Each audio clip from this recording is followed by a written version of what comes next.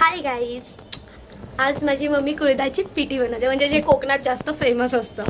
Recipe mummy काय बनवतेस तू? कुळदाची पिठी. Mummy काहीच लोकांना सांग. हे असं पीठ घ्यायचं, एवढं असं पातळ करून वाटल्यास आपल्याला नंतर अजून पाणी टाकायचं वाटलं तर आपण टाकू.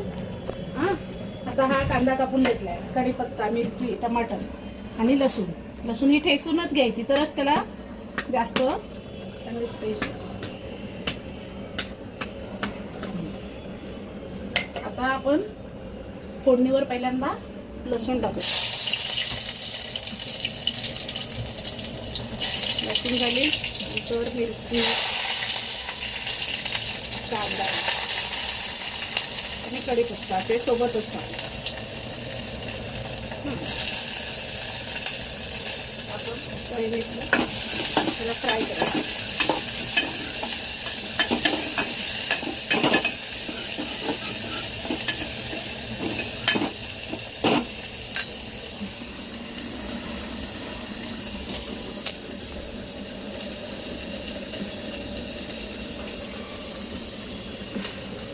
थोडं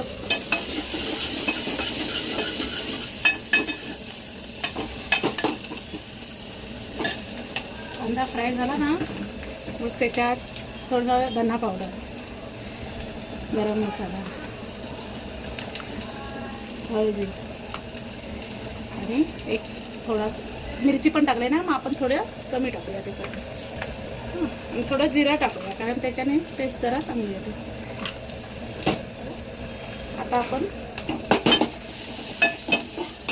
टमाटर टाकू.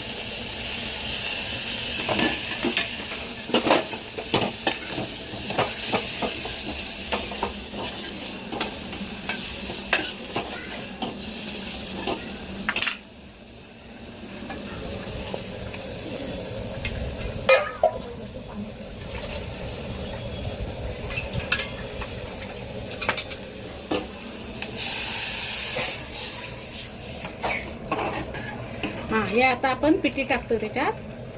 असे ते थोडी घट्ट झाली तर आपण पाणी टाकू. थोडं चांगलं कढून घ्यायचं, नंतर मग कोथिंबीर टाकायची वरून थोडीशी.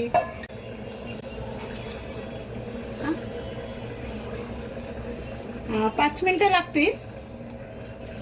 आपण त्याच्यानंतर त्याच्यात मीठ टाकू. एक आणि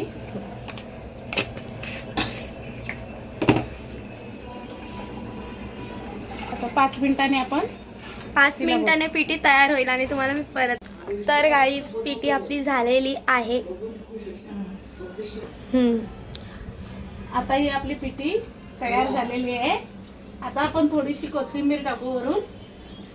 आपण पिठी किती वेळ कढवली? 10 मिनिटं आपण कढवली, कारण जेवढी कढेल ना तेवढी टेस्टला चांगली लागते.